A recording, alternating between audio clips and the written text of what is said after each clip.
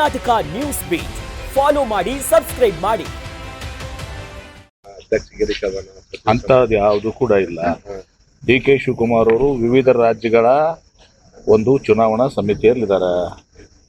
ಅವರು KPCC ಅಧ್ಯಕ್ಷರು ಇದ್ದಾರೆ. ಹೀಗಾಗಿ ದಿಲ್ಲಿಗೆ ಹೋಗಿ ಮುಖಂಡರನ್ನ ಭೇಟಿಯಾಗುವಂಥದ್ದು ಸರ್ವೇ ಸಾಮಾನ್ಯ. ಇದು ಅದರಲ್ಲಿ ಏನೋ ವಿಶೇಷತೆ ಮಾಡುವಂಥದ್ದಿಲ್ಲ.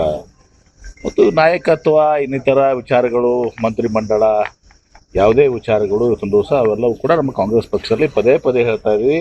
ಇನ್ನು ಮುಂದೆ ಕೇಳಕ್ಕೆ ಹೋಗಬೇಡಿ, ಇದು ಹೈಕಮಾಂಡಿಗೆ ಬಿಟ್ಟಂಥ ವಿಚಾರ. ಹೈಕಮಾಂಡ್ ಏನು ನಿರ್ಣಯ ತಗೋತದೆ, ಸಿದ್ದರಾಮಯ್ಯನವರು ಹೇಳಿದಾರ, ಡಿ ಕೆ ಶಿವಕುಮಾರ್ ಅವರು ಹೇಳಿದಾರ, ಎಲ್ಲರೂ ಕೂಡ ಕಾಂಗ್ರೆಸ್ ಪಕ್ಷದಲ್ಲಿ ಹೈಕಮಾಂಡ್ ಸುಪ್ರೀಂ, ಅಂತಿಮ. ನೀವು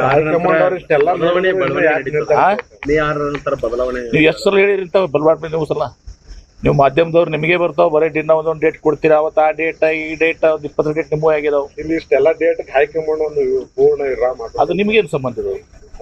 ಹೈಕಮಾಂಡ್ ನಮ್ಮ ಹೈಕಮಾಂಡ್ ಅವ್ರಿಗೆಲ್ಲ ಗೊತ್ತಿರ್ತದ. ಅದು ಸತೀಶ್ ಜಾರಕಿಹೊಳಿ ಎಲ್ಲಾ ರಾಜಕೀಯ ಪಕ್ಷಗಳಲ್ಲಿ ಸಮಸ್ಯೆ ಇದ್ದಾಗ ನಮಗೂ ಸಮಸ್ಯೆ ಇದಾವೆ.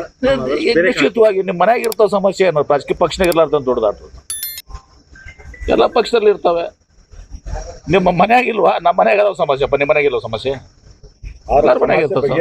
ಅದೇ 4 ಕಡೆ ಬದಿಗಿರ್ತೀವಿ. ನೀವೇನು ಮಧ್ಯಮದ ಮುಂದೆ ಮಾತಾಡೋದಿರ್ತದ? ನಮ್ಮಲ್ಲಿ ಏನೇ ಸಮಸ್ಯೆ ಇದ್ರೆ ಹೈಕಮಾಂಡ್ ಅದೆಲ್ಲ ಗಮನಿಸ್ತಿರ್ತದೆ. ಹೈಕಮಾಂಡ್ 4 ಕಡೆಯಲ್ಲಿ ಅದನ್ನ ಬಗೆಹರಿಸ್ತಾರ. ಗೌಡ್ರೆ, ಕರ್ನಾಟಕ ನ್ಯೂಸ್ ಬೀಟ್ ಫಾಲೋ ಮಾಡಿ, ಸಬ್ಸ್ಕ್ರೈಬ್ ಮಾಡಿ.